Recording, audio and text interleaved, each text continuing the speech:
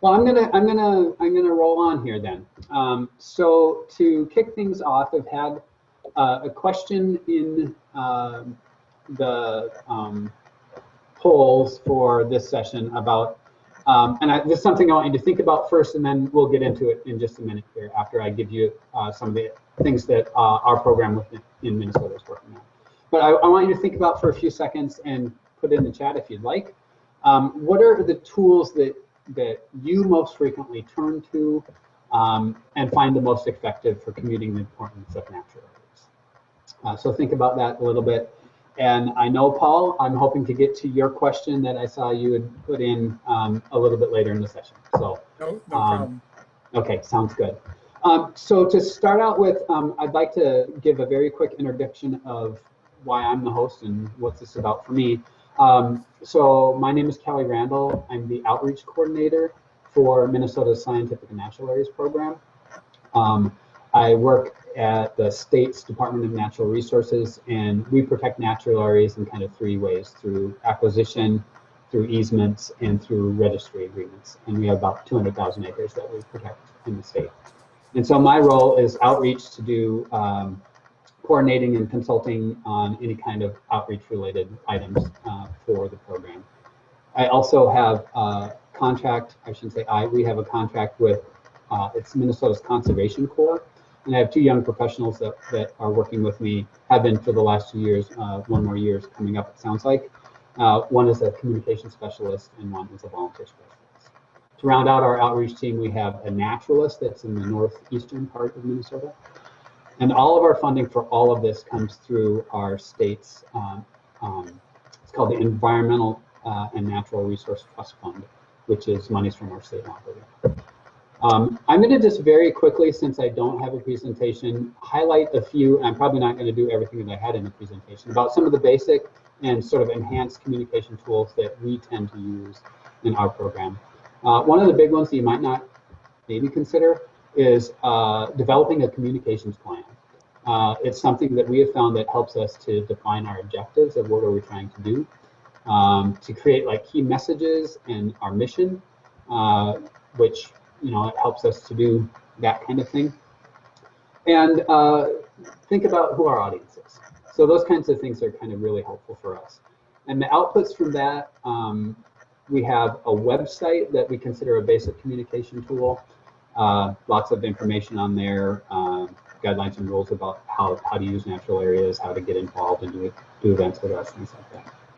Another one would be social media. So we do have a Facebook account, Instagram, and we use YouTube to do some videos that we link back to our website on. We also have an online newsletter that helps us to do a little more in-depth, have information written by articles by experts and even just enthusiasts to help us quarterly get information out to folks.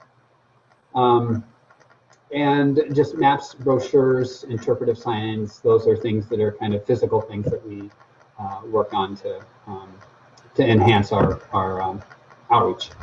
And then two final things I wanted to mention before we jump in, sort of the surprising things. We've had within, obviously, the last year here has been kind of crazy for all of us.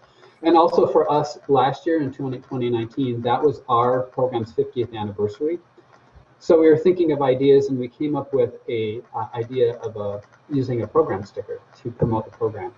And it was a very successful and very popular way to get our name recognition out there and as a conversation starter for people. So we thought that's a really good communication tool.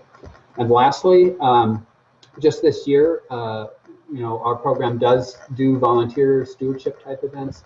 We couldn't do any of them this year. Well, we are going to do 2 this fall, but we up to this point we haven't been able to do any. So we did we worked with the platform iNaturalist to do a series of bio blitzes. So we asked volunteers to go out on their own and do some observation and documentation of native taxa on our sites.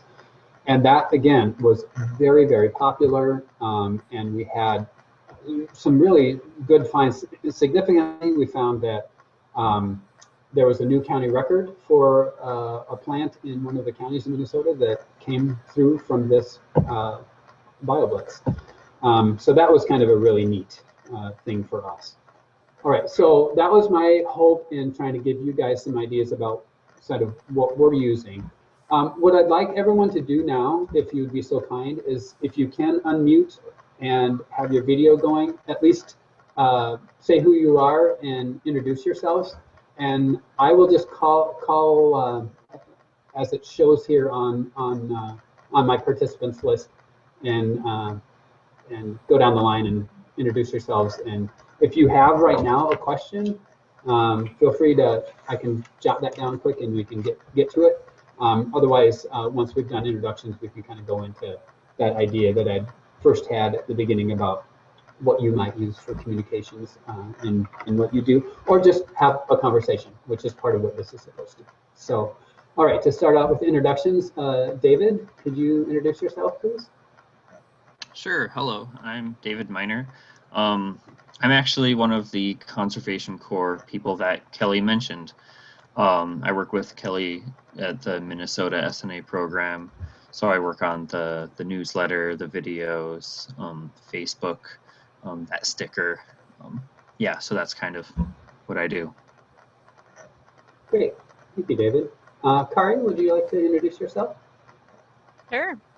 I'm Kari, and I also work with Kelly and David. I'm the volunteer outreach specialist. So all of our volunteer programs and the self-guided BioBlitzes that Kelly mentioned are projects that I work on. Thank you, Kari. Chris, you're next on the list. Yeah, I'm Chris Firestone. I work for Pennsylvania Bureau of Forestry. We're the agency with jurisdiction over native plants, many of the things that, so we don't have an outreach coordinator person, but we're always taking opportunities to work with the public and get our message out there. So I'm kind of just sitting in on this, not saying I have a lot of experience, but just trying to get an idea of what does work. One of the things that I really do enjoy doing is just working one-on-one with, or in a group with the public, like doing walks and things like that, that I think is kind of important to do. Agreed. So I'm just kind of here seeing what works for other people and trying to get ideas. All right, great. Thanks so much, Chris. Nathan, you're next on the list if you do an introduction. And yeah, if you want to say a little bit more sort of about the communication part of it you do or want to do. Sure. Yeah, my name is Nathan Gregory. I'm a Vice President and Chief Programs Officer of Irvine Ranch Conservancy. We're a nonprofit, private land management organization in Orange County, California. We manage about 30,000 acres of open space. It's a coastal sage scrub, so it's a biodiversity hotspot here in Southern California. And we do it on behalf of several public entities and in partnership with a lot of different agencies, but we don't own any land ourselves. I'm just kind of interested. I don't oversee the communications part of our work directly. I'm kind of involved in terms of inputs, and I have a little bit of background, but not much. But we just developed a communications, it's a marketing platform and a communications platform. So we're in the early stages of kind of finalizing an actual strategy for the company for the first time. It's almost a 15-year-old company, but we've never really had a good strategic communications plan. So we've been working on that a lot. But we still have, I think, a lot of challenges in terms of how we deliver our messaging. And because we work kind of broadly in land management, but we also have a very vibrant volunteer program that's largely focused around recreation, we have a lot of kind of potentially conflicting messages. So I'm kind of interested to get just insight and input about what's effective. I think especially our online presence just is not particularly good. And something I'm hoping we can work on in the future. Great, thank you, I appreciate that. Paul, you're next on my list if you'd like to do an introduction of yourself and what you're interested in this topic. Yeah, I'm Paul Rogers. I run an organization called the Western Aspen Alliance at Utah State University. I'm maybe coming at this from a very different angle, but I'm an academic scientist, but running this other organization. I've now had quite a lot of media exposure and that kind of thing So I'm interested in outreach. I'm in media products, but I'm also interested in writing non-traditional things as an academic. So popular science and that kind of thing as a means of outreach. Interested in all forms of communication and getting basically science messages out to people who are not academics, even though that's what I'm trained in. So I just have a wide interest in this topic. Great, thank you so much. Renee, could you give us an introduction and any comments about communication you'd like to add? Thank you. My name is Renee Kivico. I work for the Land Trust Alliance, Vice President of Education. Land Trust Alliance is a national organization that supports private non-profit land conservation organizations and some government agency programs around the country. I also serve on the board of the Natural Areas Association. So that's the other hat I wear. Yeah, and so thinking about the communications pieces, because we're an association of organizations and we have about 1,000 members and affiliates, we always are thinking very big picture about what are the overarching, key strategic messages, and not only how do we do that, but how do we support our members in amplifying those messages as well. So just thinking about your comment at the start, Kelly, about having a plan. What are the key messages? Who are the audiences? And then really being clear about who you're trying to reach and what is the information or call to action. Really important to be clear up front and think about the different layers and how you repurpose those key messages in different channels. So that's just so critical, especially these days when it's easy to get distracted and off message. Right. So, I guess just being interested in thinking about just not necessarily only the science, but also what I'll just term relevance. How are we making the case that natural areas are relevant to people? Why and how? How do they touch it? How do they interact with it?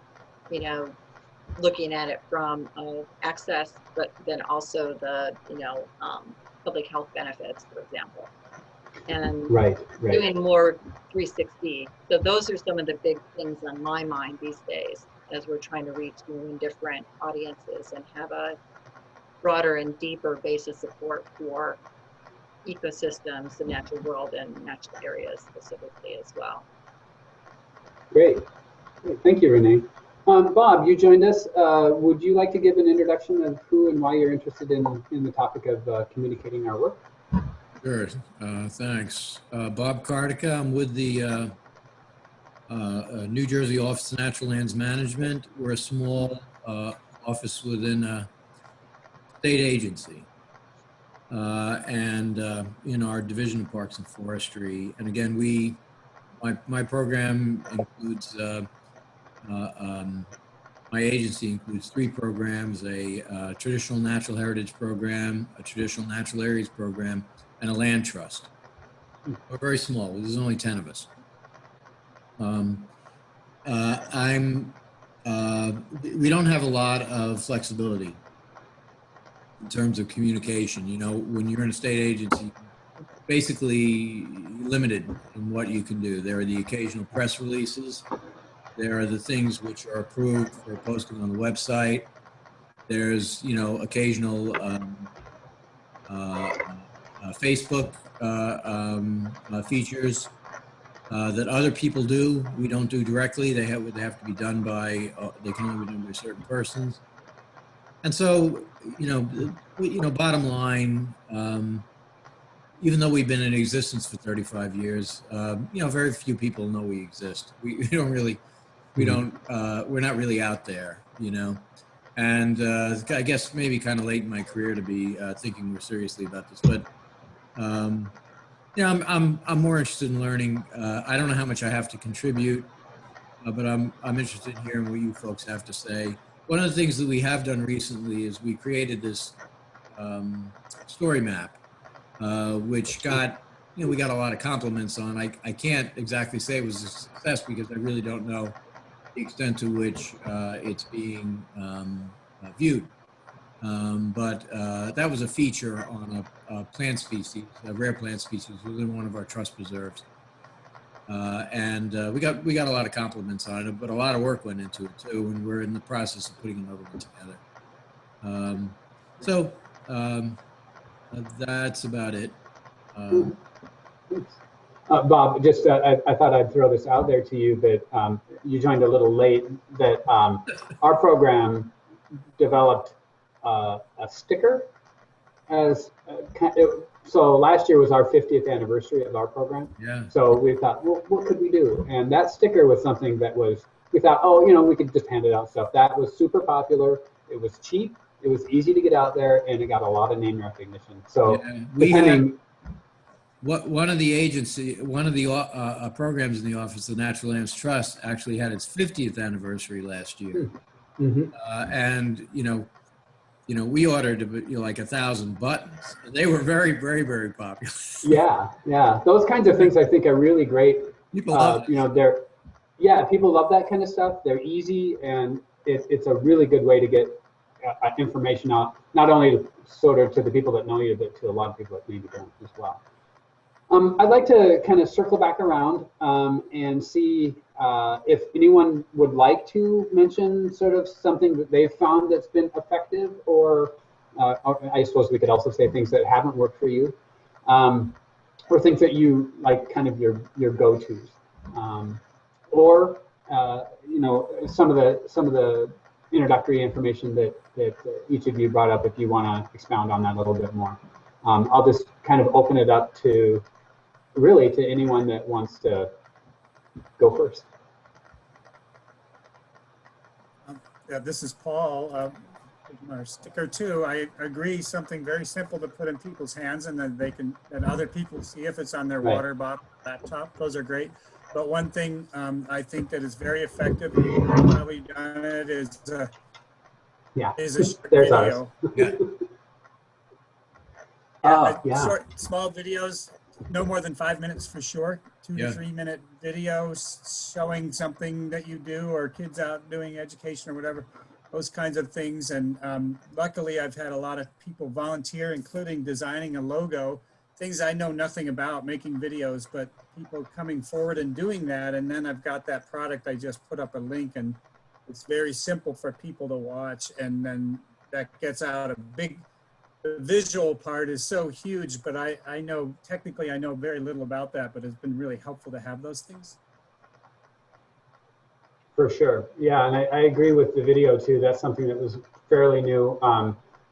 When David, who is our communications specialist, came on board for us for the program a couple years ago, he had that skill set, and being able to put together a video that is kind of done in-house certainly helped us a lot in keeping costs down, and doing something it's not as difficult as it used to be to create something that is professional looking. So that's super helpful. I'd like to just weigh in on that story map that I mentioned earlier. If you have staff that have GIS capabilities, and those are they're kind of labor intensive. They take a while to put together, but they're a very effective form of media, I believe.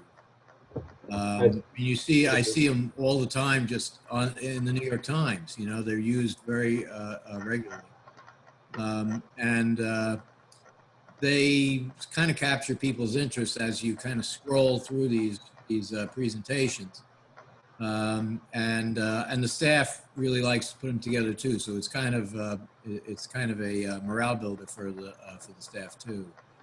I don't know how much play they get. You know what I mean? But the nice thing about it is you can just say, "Here, check this out," and send them a link. And yeah. And actually, Bob, that makes me think, would you be able to, maybe not right this minute, but maybe even after the session, to put that link somewhere for us to take a look? I did in the chat while you folks were chatting.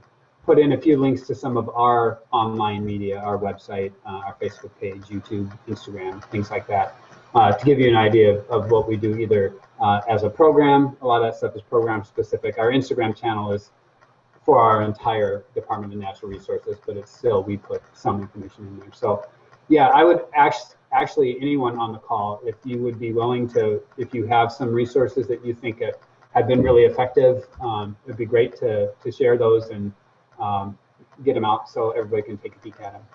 I'm going to attempt to test my technological abilities by trying to put a link in the chat. So let's see how Do it. That'd be great. Thank you. All right. Anyone else want to chime in or move the conversation in a different direction? I'm certainly open to. I don't want to be the only one talking here for sure. Something that's itching you. And this is more of a kind of, I don't know if anybody's had experience with this, but I mean, Kelly, it sounds like you and Bob are coming from kind of an individual agency, and so there's a pretty clear point of communication. We have a challenge in that we have to communicate on behalf of several landowners, and in the case of some of our projects, like our large-scale mitigation restoration projects, on behalf of different funders. And so we always have this kind of tension between, especially from almost more of the marketing side of things, but where do we fit in as a private nonprofit company in terms of our mission and goals, and then what's the what are we kind of our obligations to the landowner in terms of coordinating that messaging. And I'm just kind of curious if anyone else is in a similar kind of network conservation or collaborative type situation, if you've faced similar challenges and if you've had any success in kind of navigating that.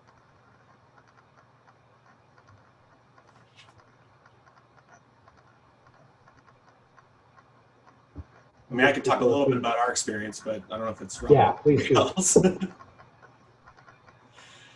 Yeah, I guess, this reason it's kind of on my mind is that we just, like I was mentioning before, went through this process of developing a communication strategy and kind of had a broader overall marketing platform that we developed, and then, or communications platform rather, messaging platform, that's what I meant to say. And it was just kind of tricky in terms of, how do you kind of phrase, language around partnership versus, trying to kind of promote the business itself. Right. It's just a sort of fine line to walk in terms of, it's not just, it's the value of the services we provide, but also the value of the landscape and then the value of the different partnerships. And so I think we came up with some, good kind of messaging around that, but I haven't encountered too many people who are sort of facing that same problem. Yeah, it just kind of bleeds through with most of the things that we work on. Sure. One thing that I don't know if it would be helpful or not, but some of our sites that we have designated by the state are actually owned by the Nature Conservancy. So there is sort of a partnership there on those. What's interesting is when it comes to communications around those sites, or if we're doing any targeted messaging or anything, it's either we do it and we don't think as often to be contacting the Nature Conservancy about their own sites that we have designated, and I think vice versa as well. I know as far as the management end of things, all the management done, all that's done, but then we don't find out about what's being done on the land or ways that we can tell those stories. So yeah, it's not quite the same maybe, but there's a little bit of, I can see a little bit of that in what we're doing, and that that must be a challenge. I wish I could I think just to clarify, it's not just about trying to drum up new business. It's that we as an entity have our own particular conservation ethic and mission and strategy that really involves working across this landscape and with these partners. And I think that's kind of where we've really settled, I think, in terms of trying to communicate not only our value in terms of what we bring to management, but in terms of the importance of thinking at a landscape scale and trying to communicate that. Mm. I think partnership is really what it comes down to. The best example I've seen in terms of communicating like complexity of land ownership and jurisdiction is the one TAM. So the Golden Gate Conservancy website, which I can find the link and put in the chat. And it's something we try to model ourselves after.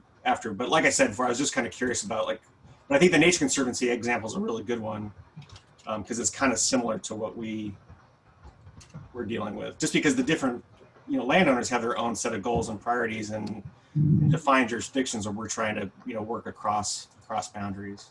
Mm-hmm. Yeah, and I was going to comment on that. I mean, I really appreciate that when you're working in a partnership or a collaborative of some type, how you really need to think about different layers of messaging. There's the collective message, which might going to be a little different than what the spin is by the individual organizations, and really being thoughtful about how you're coming to consensus on what that overarching message is can be a little tricky, so it doesn't end up being a meaningless statement, So it's work, and then everybody has to stay on it. I think the other thing I was going to just throw in here is, you think about the different partnerships, but then you think about the different audiences that might be embedded in what you're trying to communicate, and how you're really thinking clearly about what is the, purpose of the messaging, and what are we really trying to communicate, help people understand, call to action.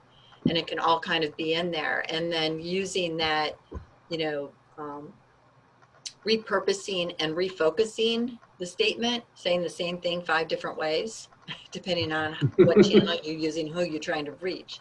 So it really, it's worth it to kind of step back and really think through clearly what are your goals, key messages, audiences, and be willing to play with it and break it down, because you can't say the same thing to 5 different audiences, expect them to actually get what you're talking about. And we sometimes forget that. We get in our channel and our lane, and we forget that other people don't see the world the same way we do. So. Right. And there's something to the statement of needing to say something multiple times to get it, what do they say? It takes you at least 3 times saying the same thing over and over to get it, stored in the brain. So some of that kind of thing, making sure that when you do come up with those messages, that you continue to use them to get that message out. Yeah, Renee. This is Paul. I'm gonna let Chris go, and then Paul. Chris, please. So Renee kind of touched on it. Trying to communicate with different audiences. And before I joined the conversation here, I just happened to be in an agency bureau meeting on diversity, equality, and inclusion, which is something that's very big right now within our bureau. And as a state agency, it's kind of up there in how we communicate and who we communicate to. So I was just wondering if anybody on here has, one of the things that we talked about was maybe even reaching out to some consultants or some other people to help us reach these more diverse audiences. And I'm just wondering here if anybody has experienced that or has worked with maybe a consultant to help us reach these larger diverse audiences that we really haven't tried, that we really haven't included in the past. I am on a team right now that's looking to do that for our sister program is called the Non-Game Wildlife Program, and they focus more just on wildlife species in Minnesota, and they're doing exactly that. They're hiring a consultant, trying to figure out how they're doing it. One thing we did that was, we think, effective, we actually, since we do have a Facebook channel, we sent a message out, I think it was maybe even less than a month ago, and just asked if you know anybody who might be interested that's in a community of color and would like to partner with us and do something, let us know. And we actually, there's a local group called Outdoor Afro that contacted us, and we're starting that conversation. So that's also a way to think about it too, is like not only getting that consultant part of it, but also just like setting the question out there. You know, ask somebody, or ask somebody to ask somebody that knows. That hopefully will be working for us as we move forward. Good. Others That's want to comment that's a on good that? idea. Yeah. Others want to comment on that, and then if not, we'll go. Yeah, we've been working on different aspects of DEI, diversity, equity, inclusion, systemic racism, and been working on messaging. And I'm going to post a recent blog that we did. And then we're also really trying to step back with our members and think about the role of public and private land conservation in systemic racism, and thinking through tools, strategies, and other things we can do to begin to dismantle some of those barriers. Things like heirs property, partitioning of property, and things like that. So, you know, just really stepping back and taking a fresh look. So that's very much on our minds. Some of our members are already out on the ground doing some of those pieces of work. And I think right now, just being in full-on listening mode and finding some really good consultants is a good thing to do. One group I would encourage people just to check out, because of the huge diversity of resources they have on conservation and equity, is Avarna Group. AV, I'll put it in the chat. Avarna Group has done a lot of compiling and also developing of resources that help people look at some of the different aspects of disenfranchisement.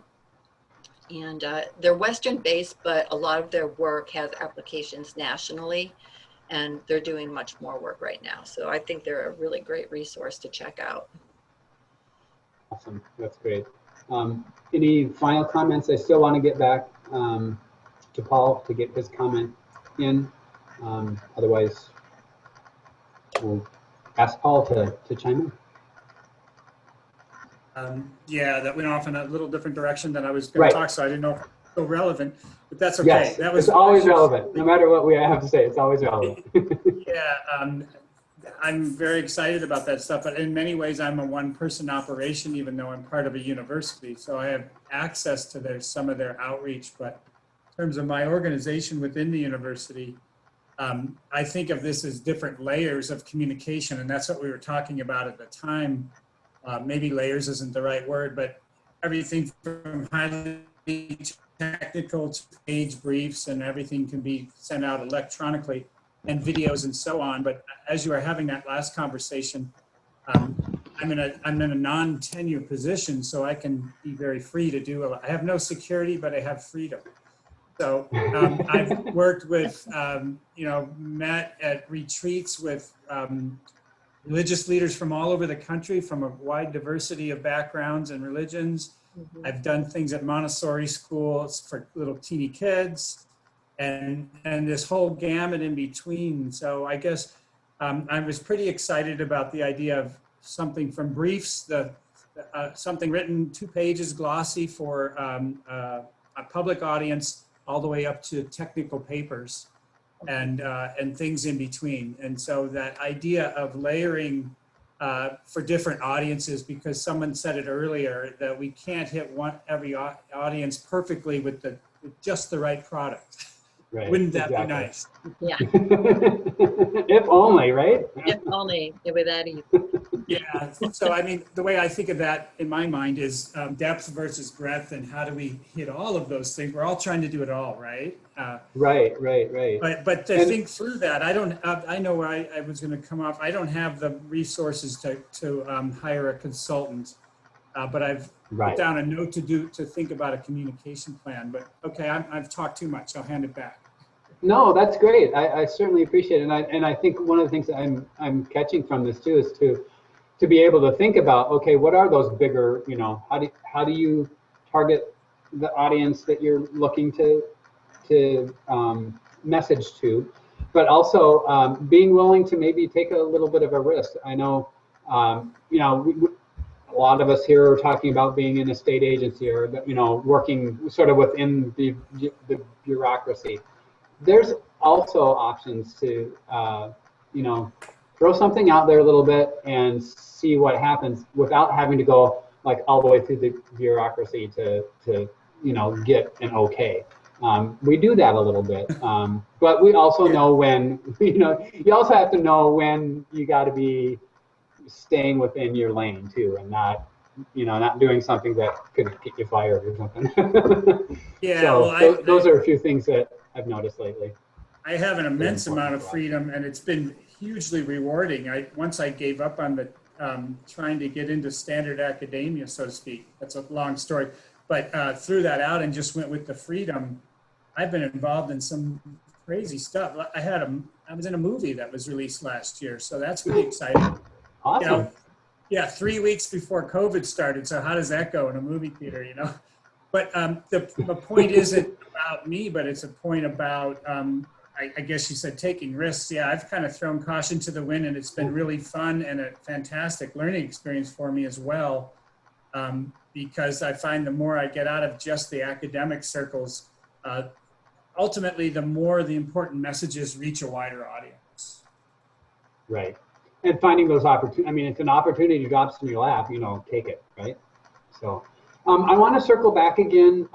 If somebody has something they really want to get out, that's great. But I wanted to circle back about sort of partnerships and, the importance of that sort of thing. And I think, David, if you wouldn't mind talking a little bit about a partnership that you've been working on that kind of gets at that idea of, everybody working together and trying to get different messages out and that kind of thing. I think you know what Yeah, sure. Yes. So I put a link to it in the chat. I've been working on helping develop a prairie landowner network for Minnesota prairie landowners as a place for them to kind of connect and be able to connect and talk to each other, but also for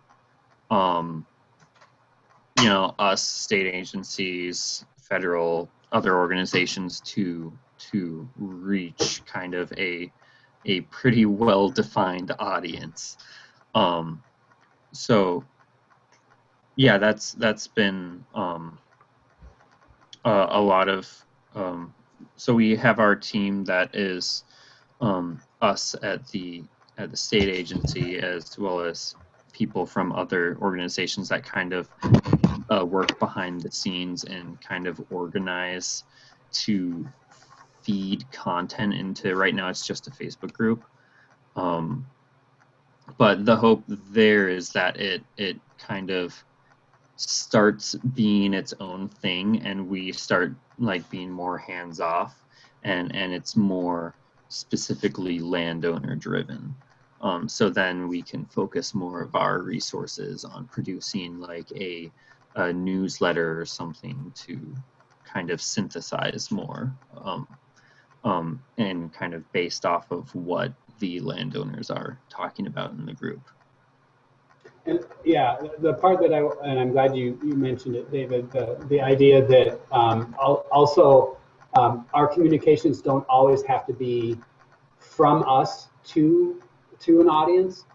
Those audience members have things they'd like to say and have really good knowledge and ideas and those kinds of things. So developing this Facebook group where landowners can provide just as much information as they can ask questions of sort of the government or the agency folks, the professionals who are doing it every day, I think is another tool to consider too for communications, that it shouldn't always be a one-way street. We aren't always getting everything perfect. Like I think it was mentioned earlier that we have these great messages and everybody wants to hear them. Well, that's not always the case. There are people who have differing views, and it's good for us to listen to those, to talk to them, and hopefully, be able to work together on something, or realize that, okay, we don't reach everybody. That's okay too. We're running on time here. We have, it looks like about 5 minutes left. Is there anyone have a last burning comment, question, idea they want to throw out there? I mean, I'll jump in one more time if Please do. else has something. So Renee, I really took your point about the multiple audiences and kind of crafting specific messages, and that was really an outcome of all the work we've done over the last couple of years to try to come up with the strategy.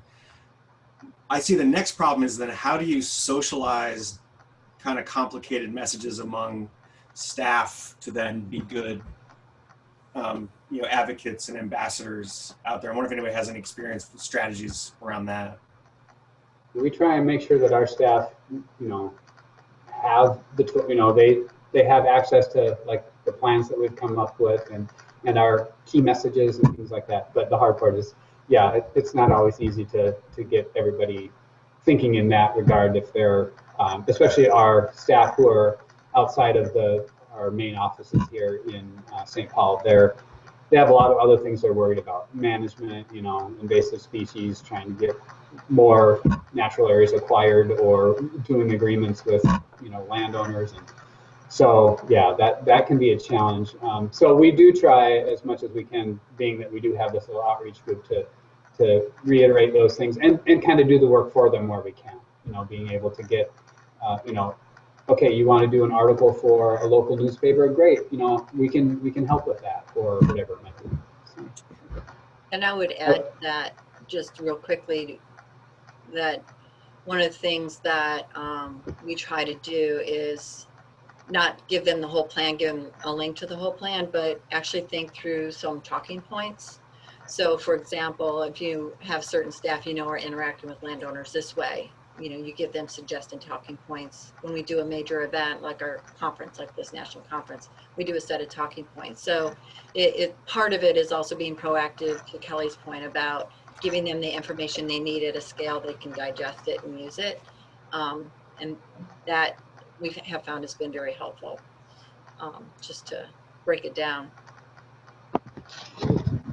Yeah, that makes a lot of sense. Yeah, I'm kind of thinking about a lot of our field staff that might just kind of even inadvertently without having access, not being part of that overall team, just making sure that they at least have basic messaging and a way to respond if they're ever approached or just interact with the public kind of in general, that kind of thing. I just find one of the challenges just after many years of doing this is just having a consistent set of messaging that everybody can kind of agree on, because when we do polls of our volunteers, like everybody has values the open space in different ways. And I think Kelly, your original question for this whole roundtable was around what's effective in terms of communication, and we find everybody has different values that they're attaching to the landscape, and then how do you tap into all that in a cohesive way that you can even boil it down to a compelling mission statement that everybody can kind of buy into. So that's been our ongoing discussion.